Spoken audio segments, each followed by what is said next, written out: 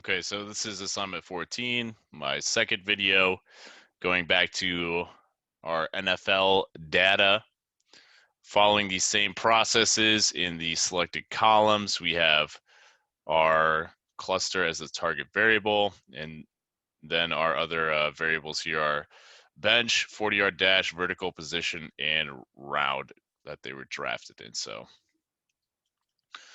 check out our tree. I thought this was pretty interesting because it's a very small tree, and I actually have the numbers for this decision making bumped up pretty high. I was kind of playing around with it a little bit just to see, you know, I guess more what I could do or how I could manipulate the tree, but this is pretty much what I get. So based on how I did my clustering and what I did there, this is what we end up as a result for decision tree. So we can see that first of all, our top guy here, C1, so almost 60% of the values belong to C1. And we actually have 4 different clusters here, so almost 60% belong to C1.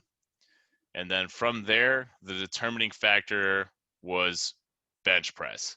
Bench press reps of 225 pounds. So on the right side, if they did more than 12 reps, that's the criteria for the right. And if they did less than or equal to 12 reps, that's the criteria for the left. So if they did more than 12 reps, it's got an 85.8% chance of being in C1. If they did less than or equal to 12 reps, they have about a 90% chance of being in C2. From there, the next variable that it looks at is vertical. So it's kind of interesting here, and I'm not sure exactly data-wise. Must have been able to, must have needed to manipulate this more, or maybe the zeros were throwing it off, but just interpreting how it interpreted my data in terms of clustering, we can see that from vertical here, if it was greater than 0, if it was greater than nothing, it almost 100% went to C2.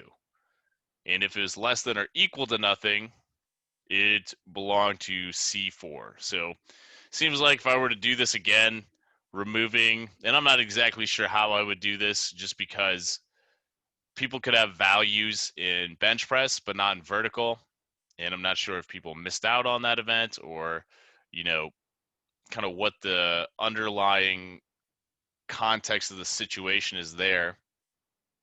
But maybe cleaning up this data a little bit more would cluster better. As I'm looking at this now, I can see kind of how it's breaking it down, and I might go back and clean it up if I was doing this for work or to really kind of tell a true story, really break things down. But yeah, so same decision on the other side. If it was greater than 0, it had a 97% chance to belong to C1. If it's less than or equal to 0, it had a 92.8% chance belonging to C4. So you can kind of see just looking on this, like if people didn't have a vertical put in, if they, for whatever reason, didn't do that, it was very likely that they were going to get put into C4. And from this, belonging to C1 or C2 really just depended on how many reps of bench they did.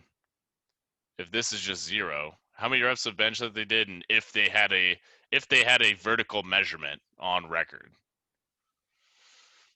But anyway, so from there, and then breaking down between C3 and C4, it looks like the last bit here was the 40-yard dash. So again, very similar to what it did with the vertical. If you had a 40-yard dash, which is greater than 0, so you did the event, you're going in C4. If you didn't have a 40-yard dash, if they didn't have a value in there, it clustered it into C3. So interpreting all this, just looking back, we can see that C3, everybody in C3 is somebody who did not have a 40-yard dash time, period. That was that group. And then C4 was those people with a bench of either greater than or less than 12 who did not have a vertical on record but did have a 40-yard dash. So that's how it clustered out C4. And then C2 and C1 were based on how many reps of bench press they did, and then whether or not they had a input for their vertical. So it's the breakdown of that. Like I said, if I was to do this again, or for something different or something, try to drive home a story or a point, I'd probably look for ways to take out those people with zero values in there so I get a little more clear picture. But for the purpose of this assignment of just understanding and breaking down the kind of visual math behind the clustering, this is what we get for the clusters that we had.